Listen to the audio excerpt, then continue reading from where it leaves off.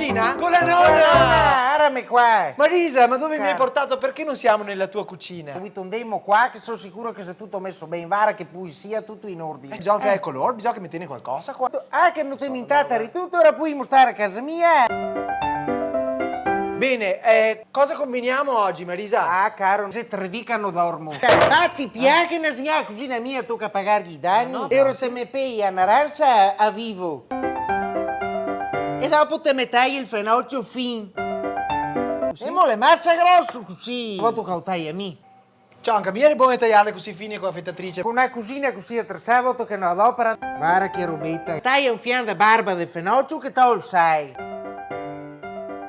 Ola. Manca l'ingrediente principale.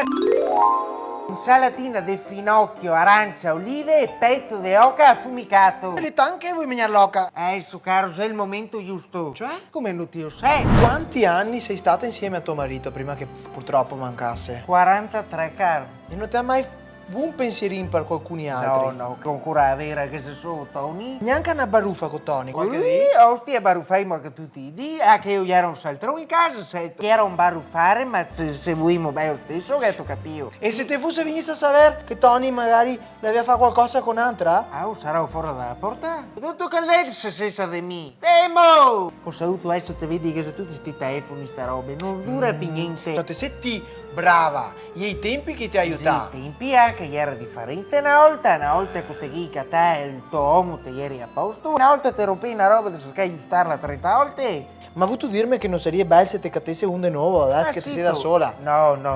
Far dividere le bollette. Le bollette no, ma c'è una buona reversibilità. Ora che ora che sei, vara. Vuoi a farti vedere come fare ragù, invece è tardi ormai. Ma fine che fortuna ora? che stamattina il sogno qua ho fatto anche quello. Dai, mena che mi butto dentro il bigui. Bigui, hai ruinassi e ragù d'oca. Oca, ancora! Ma non ti sei mia! Ma cosa? Ma ora ti si insieme, io che ne parla a tutti, come fai tu non sai? Andiamo avanti per piacere. E ora come siamo in Messico sto purè? A me mi pare perfetto. Ola!